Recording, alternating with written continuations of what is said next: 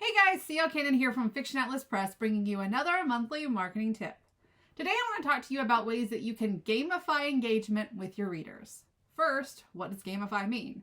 When you gamify something, you take a boring task or a hard task and you turn it into a game. You may have seen this or even played a game like this yourself in a launch party or while you were browsing a reader group or even on social media somewhere. However, these are not the only places where you can gamify interactions with your readers. Let me give you some examples. How about your newsletter? Come on, you knew I was going to talk about that one, right? Okay, what about Facebook and Instagram stories, or even Facebook or Instagram posts, or even Twitter if you're kind of still over there? TikTok videos or lives, signings and in-person events, which I think this probably needs more direction, so I'm going to tell you a little bit about how you can do it at signings and in-person events.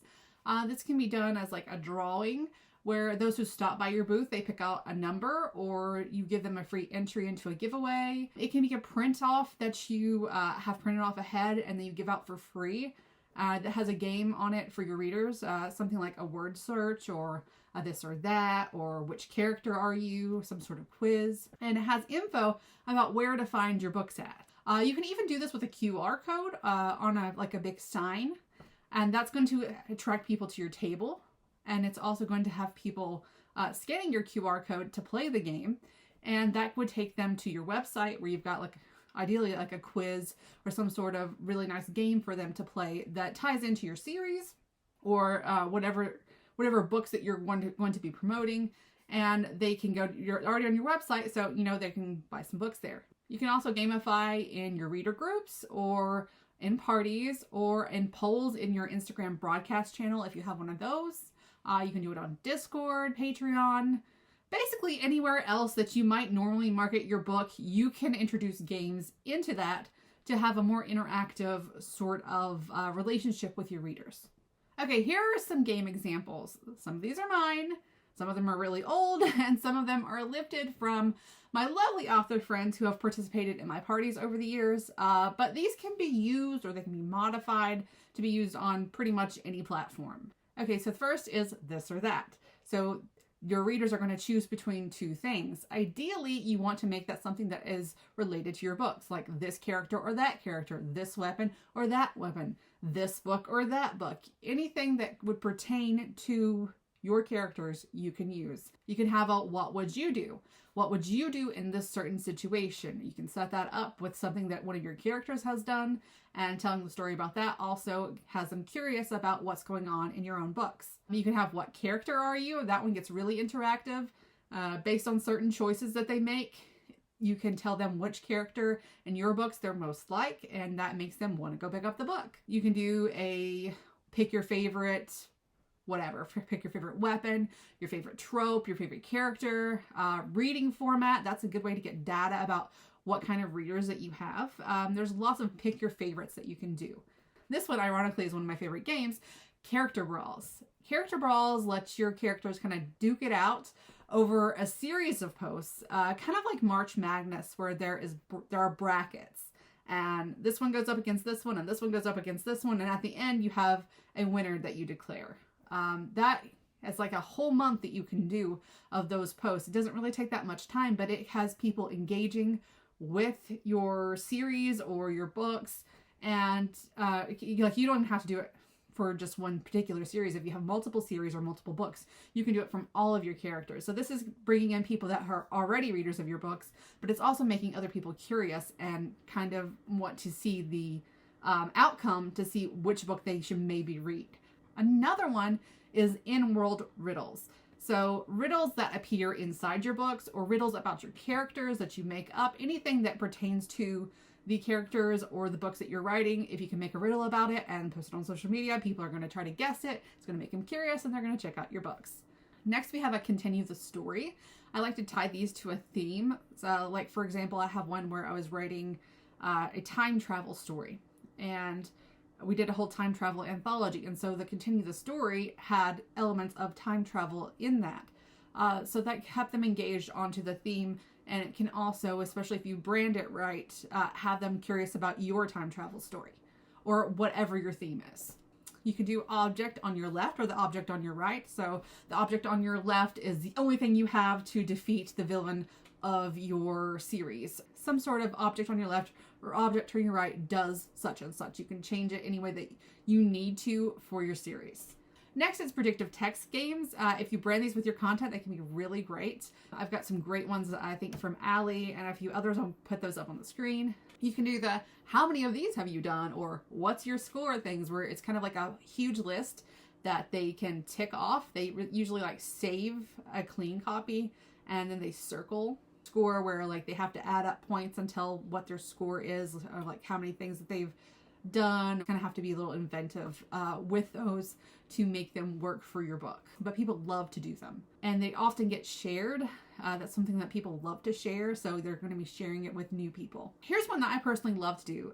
Is you share a GIF about a topic and you tie it in with info about your book or a major trope or theme from your book. So I have a villains anthology. So mine says, what villain from a book, movie, or TV show could you see yourself falling in love with? So you comment your answer as a GIF below. People do love to play that game. They love using GIFs.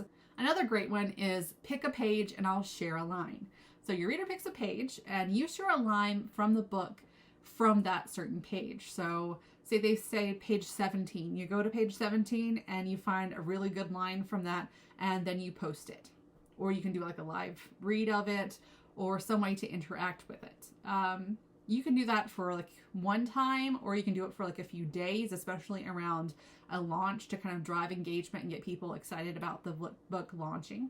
You can do a monthly or weekly challenge prompt. This is kind of like JD's March of the Writers, if you've done that, where you have a prompt, you have a graphic that has a prompt for each day of the month or each day of the week, according on how long your challenge is. And you challenge other people to post about it with that hashtag.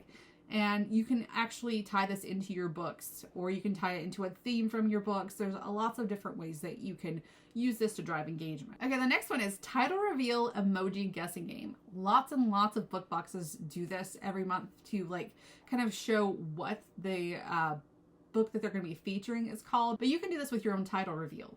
So whatever your book is called, you try to find emojis that relate to that and you post them. And then your readers try to guess what the title of your book is. So for instance, my book title is In the Kingdom of Dreams. So I might tweet a castle, clouds, someone sleeping, like the little Z's. So things like that, that people could easily guess. Okay, next is word scramble or reveal a letter game. So readers unscramble a word, or they put together certain letters that you reveal over a period of time. I like to just do a letter here, a letter there, and then they have to put them all together. And you can do things like a release date, you can reveal a title, you can reveal a character's name. You can do that with really anything, but this is a way to get people guessing and get people talking about your book. Those are just a few games. There are tons more. You can invent your own. You can look online and see how other authors are doing these things. There's literally thousands of games, and you can try out different ones to see what your audience responds to. The whole driving force of games is to intrigue readers, to make them curious, and to also inform them about your books. So when they're done playing the games, they say, hey, this sounds like something I'd be interested in. Let me find that book. And they either buy it or they stick it on their wish list. So with that in mind, it's really important to have that info as accessible as possible for them. So this means a link in your bio. Most people use Linktree for this, but I actually really love link.bio. And I have a whole video on why it's a better alternative than Linktree and some of its competitors. But the point is, you want to link to your books in your bio so it's an easy thing to click. You can also leave the link in the comment section on platforms where that's allowed. We do want to put our branding and info about our books out there on the graphics when possible, or at the very least in the text. It's also a good idea to put a universal vanity link on the graphic that's really easy to follow. It needs to have the title or the series name when possible, something that they can easily remember when they go to type it in. Now these graphics don't have to be super fancy. You don't have to know Photoshop. You can use a free or low-cost graphic site like Canva, VistaCreate, PicMonkey, BookBrush, PixArt, any of those. I personally love Canva because it has so many easy to use templates that I can customize, but I do also use BookBrush a lot. The main thing is that they're engaging and that the text is legible. Okay, that's my tip for this month. I hope you use it, and I hope that you have some fun with your current readers and create new connections with potential readers. As always, I'm happy to answer any questions that you have about today's tip or marketing in general. You can email me at info@fiction-atlas.com with your questions, or you can check me out on my websites that are listed below. I hope you have a lovely month, and I'll see you next time. Bye!